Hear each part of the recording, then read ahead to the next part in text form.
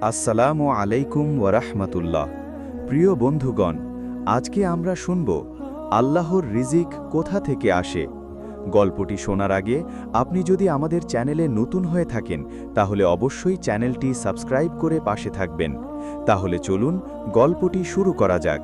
গভীর রাতে যখন তারার মেলা বসে আর পৃথিবী ঘুমিয়ে থাকে এক অজানা প্রশান্তিতে, তখন কি কখনো ভেবেছেন আপনার সকালের রুটি থেকে শুরু করে জীবনের প্রতিটি শ্বাস পর্যন্ত সব কিছু কোথা থেকে আসে?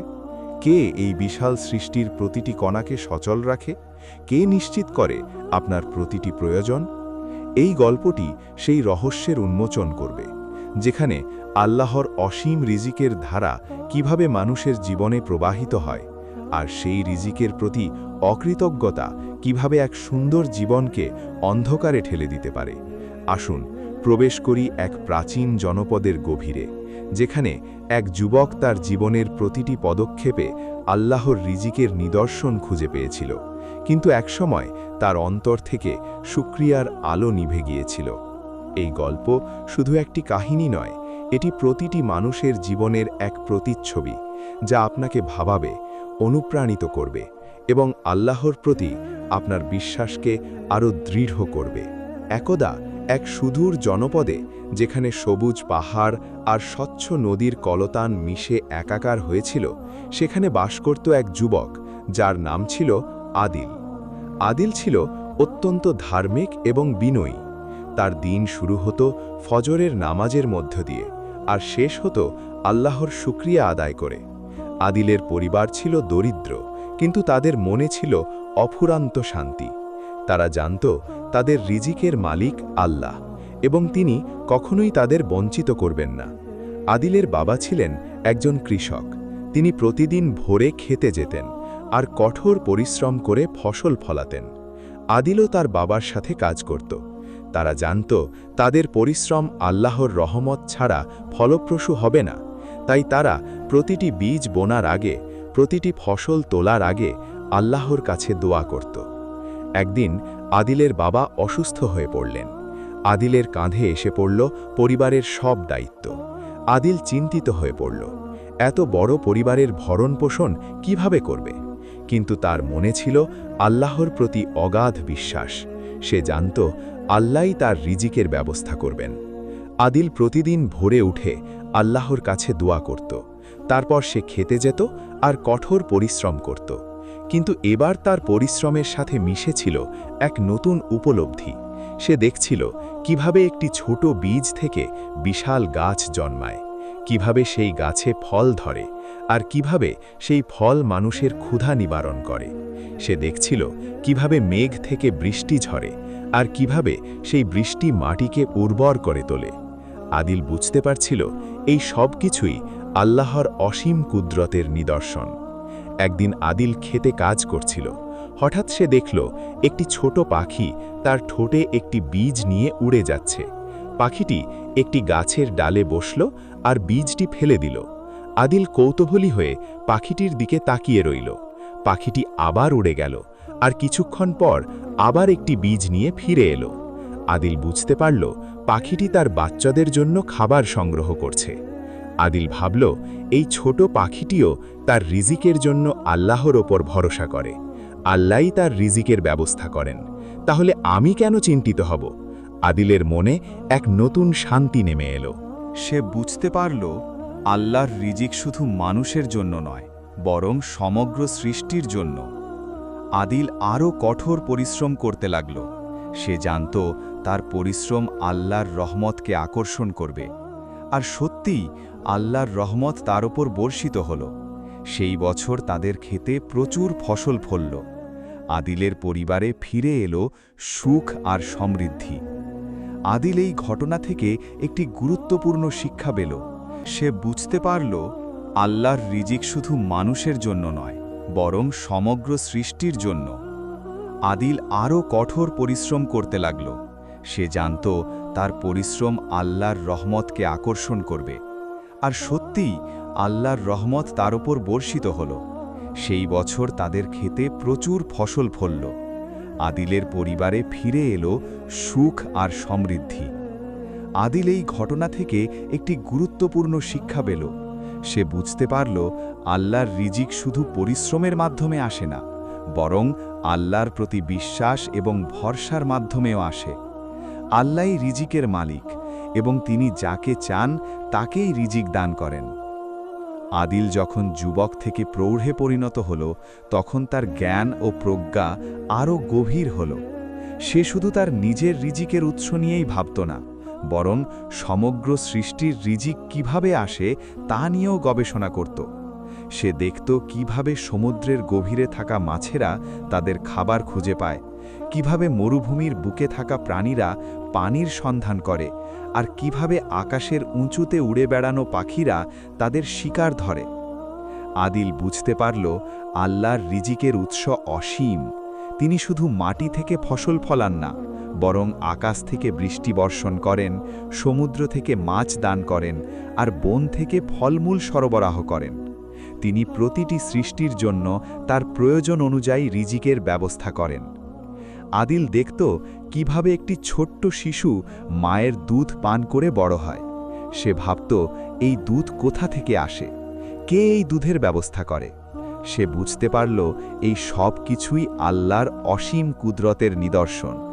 আল্লাহই মায়ের বুকে দুধের ব্যবস্থা করেন, যাতে শিশুটি তার প্রয়োজন অনুযায়ী খাবার পায়। আদিল আরও দেখত কিভাবে মানুষ বিভিন্ন পেশায় নিয়োজিত হয়ে তাদের রিজিক উপার্জন করে। কেউ কৃষক, কেউ ব্যবসায়ী, কেউ শিক্ষক, কেউ শ্রমিক। প্রতিটি পেশার মাধ্যমেই মানুষ তাদের রিজিক উপার্জন করে। আদিল বুঝতে পারল এই সব কিছুই আল্লাহরই ব্যবস্থা। আল্লাহই মানুষকে বিভিন্ন দক্ষতা ও যোগ্যতা দান করেন, যাতে তারা তাদের রিজিক উপার্জন করতে পারে। আদিল একটি হাদিস পড়েছিল, যেখানে বলা হয়েছে, যদি তোমরা আল্লাহর উপর যথাযথ ভরসা করতে, তাহলে তিনি তোমাদেরকে সেভাবে রিজিক দিতেন যেভাবে পাখিদেরকে দেন। তারা সকালে খালি পেটে বের হয় এবং সন্ধ্যায় ভরা পেটে ফিরে আসে। তিরমিজি। এই হাদিসটি আদিলের মনে গভীর প্রভাব ফেলল। সে বুঝতে পারল আল্লাহর ওপর ভরসা করা কতটা গুরুত্বপূর্ণ। যদি মানুষ আল্লাহর উপর যথাযথ ভরসা করে, তাহলে আল্লাহ অবশ্যই তাদের রিজিকের ব্যবস্থা করবেন। আদিল তার জীবনে এই হাদিসের সত্যতা উপলব্ধি করেছিল। সে যখন তার বাবার অসুস্থতার কারণে চিন্তিত ছিল, তখন সে আল্লাহর ওপর ভরসা করেছিল, আর আল্লাহ তার রিজিকের ব্যবস্থা করেছিলেন। আদিল তার সন্তানদেরও এই শিক্ষা দিত। সে তাদের বলতো, তোমরা আল্লাহর ওপর ভরসা করো, তিনি তোমাদের রিজিকের মালিক, তিনি তোমাদের কখনোই বঞ্চিত করবেন না। আদিলের পরিবারে শান্তি আর সমৃদ্ধি বিরাজ করত। তারা জানত তাদের রিজিকের মালিক আল্লাহ, এবং তিনি তাদের কখনোই বঞ্চিত করবেন না। আদিলের মৃত্যুর পর তার সন্তানরা তার দেখানো পথে চলতে লাগল। তারা আল্লাহর প্রতি কৃতজ্ঞ ছিল এবং তাদের রিজিকের জন্য আল্লাহর উপর ভরসা করত। কিন্তু আদিলের নাতি-নাতনিদের মধ্যে একজন ছিল, যার নাম ছিল ফারিস। ফারিস ছিল অত্যন্ত বুদ্ধিমান এবং কর্মঠ। সে অল্প বয়সেই অনেক ধনসম্পদের মালিক হয়েছিল। ফারিস যখন ছোট ছিল, তখন সে তার দাদা আদিলের কাছ থেকে আল্লাহর রিজিকের রহস্য এবং শুকরিয়ার গুরুত্ব সম্পর্কে অনেক কিছু শুনেছিল। কিন্তু যখন সে বড় হল এবং নিজের চেষ্টায় অনেক ধনসম্পদের মালিক হল, তখন তার মনে এক নতুন অহংকার জন্ম নিল। সে ভাবতে লাগল তার এই ধনসম্পদ তার নিজের পরিশ্রমের ফল। আল্লাহর রহমত বা শুকরিয়ার কোনো প্রয়োজন নেই। ফারিস তার ধনসম্পদ নিয়ে গর্ব করত। সে মানুষকে দেখাতো কিভাবে সে নিজের চেষ্টায় এত কিছু অর্জন করেছে। সে আল্লাহর শুকরিয়া আদায় করা ছেড়ে দিল। সে ভাবত তার এই ধনসম্পদ তার নিজের যোগ্যতা এবং পরিশ্রমের ফল। ফারিসের এই অহংকার এবং অকৃতজ্ঞতা তার জীবনে এক নতুন বিপদ ডেকে আনল। সে যখন আল্লাহর শুকরিয়া আদায় করা ছেড়ে দিল, তখন তার অন্তর থেকে শান্তি হারিয়ে গেল। সে ধনসম্পদের মালিক হয়েও সুখী ছিল না। তার মনে সব সময় এক অজানা অস্থিরতা কাজ করত। ফারিস তার ধনসম্পদ নিয়ে আরও বেশি ব্যস্ত হয়ে পড়ল। সে আরও বেশি ধনসম্পদ অর্জনের জন্য দিন-রাত পরিশ্রম করত। কিন্তু তার পরিশ্রমের সাথে মিশেছিল এক নতুন লোভ। সে ভাবত যত বেশি ধনসম্পদ অর্জন করবে, তত বেশি সুখী হবে। কিন্তু ফারিস ভুল ছিল। ধন সম্পদ মানুষকে সুখী করতে পারে না। শান্তি আসে আল্লাহর প্রতি বিশ্বাস এবং শুকরিয়ার মাধ্যমে। ফারিস যখন আল্লাহর শুকরিয়া আদায় করা ছেড়ে দিল, তখন তার অন্তর থেকে শান্তি হারিয়ে গেল। ফারিসের এই অকৃতজ্ঞতা তার পরিবারেও প্রভাব ফেলল।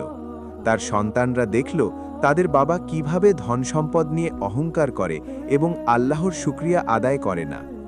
তারাও তাদের বাবার পথ অনুসরণ করতে লাগল। তাদের পরিবারে শান্তি হারিয়ে গেল। ফারিসের এই অকৃতজ্ঞতা তার জীবনে এক নতুন পরীক্ষা নিয়ে এলো। আল্লাহ তাকে সতর্ক করার জন্য বিভিন্ন বিপদ পাঠাতে লাগলেন। কিন্তু ফারিস তার ভুল বুঝতে পারল না। সে ভাবত এই বিপদগুলো তার ভাগ্যের ফল, আল্লাহর রহমত বা শুকরিয়ার কোনো প্রয়োজন নেই। ফারিসের এই অকৃতজ্ঞতা তাকে ধ্বংসের পথে ঠেলে দিচ্ছিল। সে যখন আল্লাহর শুকরিয়া আদায় করা ছেড়ে দিল, তখন তার জীবন থেকে আল্লাহর রহমতও উঠে যেতে লাগল। ফারিসের অকৃতজ্ঞতা যখন চরমে পৌঁছালো, তখন আল্লাহ তাকে এক কঠিন পরীক্ষার সম্মুখীন করলেন। তার ব্যবসা হঠাৎ করে লোকসানের মুখে পড়ল। তার ধন সম্পদ ধীরে ধীরে কমে যেতে লাগল। ফারিস চিন্তিত হয়ে পড়ল। সে বুঝতে পারছিল না কেন এমন হচ্ছে। ফারিস তার ব্যবসা বাঁচানোর জন্য অনেক চেষ্টা করল। সে আরও বেশি পরিশ্রম করল, আরও বেশি বিনিয়োগ করল, কিন্তু কোনো লাভ হলো না। তার ব্যবসা আরও বেশি লোকসানের মুখে পড়তে লাগল। ফারিস যখন তার সব ধন সম্পদ হারিয়ে ফেলল, তখন সে হতাশ হয়ে পড়ল। সে বুঝতে পারছিল না তার জীবনে কেন এমন হচ্ছে। সে তার বন্ধুদের কাছে সাহায্য চাইল, কিন্তু তার বন্ধুরা তাকে সাহায্য করতে অস্বীকার করল। তারা বলল, তুমি যখন ধনী ছিলে তখন তুমি আমাদের সাথে অহংকার করতে, এখন তুমি গরিব হয়েছ, তাই আমরা তোমাকে সাহায্য করব না। ফারিস একা হয়ে পড়ল। তার পরিবারও তাকে ছেড়ে চলে গেল। সে বুঝতে পারল তার এই পরিণতি তার নিজের কর্মের ফল। সে যখন আল্লাহর শুকরিয়া আদায় করা ছেড়ে দিয়েছিল, তখন তার জীবন থেকে আল্লাহর রহমতও উঠে গিয়েছিল। ফারিস যখন তার সব কিছু হারিয়ে ফেলল, তখন তার দাদার কথা মনে পড়ল। তার দাদা আদিল বলতেন, আল্লাহই রিজিকের মালিক, তিনি যাকে চান তাকেই রিজিক দান করেন, আর যে আল্লাহর শুকরিয়া আদায় করে না, তার জীবন থেকে আল্লাহর রহমত উঠে যায়। ফারিস তার ভুল বুঝতে পারল। সে আল্লাহর কাছে ক্ষমা চাইল। সে আল্লাহর শুকরিয়া আদায় করতে লাগল। সে জানত তার এই পরিণতি তার নিজের কর্মের ফল, কিন্তু সে বিশ্বাস করত আল্লাহ ক্ষমাশীল এবং দয়ালু। যদি সে আল্লাহর কাছে ক্ষমা চায়, তাহলে আল্লাহ তাকে ক্ষমা করে দেবেন। ফারিস তার জীবন নতুন করে শুরু করল। সে আল্লাহর উপর ভরসা করল। সে কঠোর পরিশ্রম করল, আর সত্যি আল্লাহর রহমত তার উপর বর্ষিত হল। সে ধীরে ধীরে তার জীবন আবার গুছিয়ে নিতে পারল। ফারিস এই ঘটনা থেকে একটি গুরুত্বপূর্ণ শিক্ষা পেল। সে বুঝতে পারল আল্লাহর রিজিকের শুকরিয়া আদায় করা কতটা গুরুত্বপূর্ণ। যে আল্লাহর শুকরিয়া আদায় করে না, তার জীবন থেকে আল্লাহর রহমত উঠে যায়, আর যে আল্লাহর শুকরিয়া আদায় করে, তার জীবন শান্তি আর সমৃদ্ধিতে ভরে ওঠে। ফারিস যখন তার ভুল বুঝতে পারল এবং আল্লাহর শুকরিয়া আদায় করতে লাগল, তখন তার জীবনে এক নতুন পরিবর্তন এলো। সে তার অতীত জীবনের অহংকার এবং অকৃতজ্ঞতা ছেড়ে দিল। সে বিনয়ী হয়ে উঠল এবং আল্লাহর প্রতি তার বিশ্বাস আরও দৃঢ় হল। ফারিস তার নতুন জীবন শুরু করল একজন সাধারণ মানুষ হিসেবে। সে ছোটখাটো কাজ করে তার রিজিক উপার্জন করত, কিন্তু এবার তার পরিশ্রমের সাথে মিশেছিল এক নতুন উপলব্ধি।